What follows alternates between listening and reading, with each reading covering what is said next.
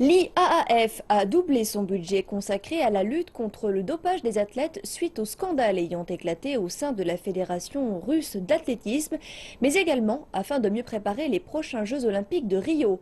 L'organe de gouvernance de l'athlétisme a pour mission de dénicher et d'arrêter les tricheurs un peu partout dans le monde. L'agence antidopage sud-africaine est parmi les meilleurs élèves en Afrique et teste chaque année des milliers d'athlètes conformément aux standards les plus élevés de l'Agence mondiale antidopage.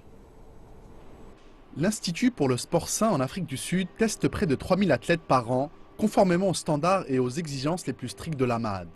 L'homme chargé de superviser l'organisation est Khalid Galante. Ce dernier nous rappelle que toute son équipe est fermement dévouée à la lutte contre le dopage en Afrique du Sud et qu'elle faisait tout pour attraper et punir la petite minorité de tricheurs qui se cachent parmi la majorité des sportifs sains sud-africains. Nous restons constamment en alerte pour attraper les athlètes tricheurs. Mais je rappelle qu'avant toute chose, notre objectif est de protéger l'intégrité du sport.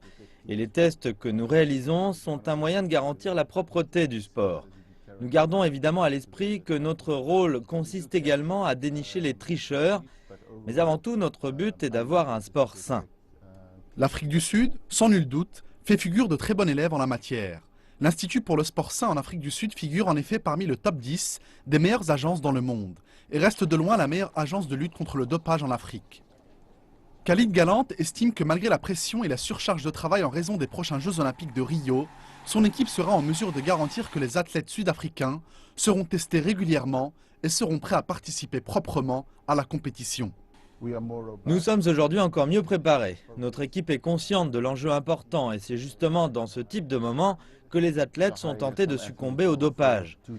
Mais en tant qu'agence en charge de la lutte contre le dopage dans ce pays, nous garantirons que l'Afrique du Sud et le comité olympique enverront à Rio des athlètes qui ont été testés à plusieurs reprises.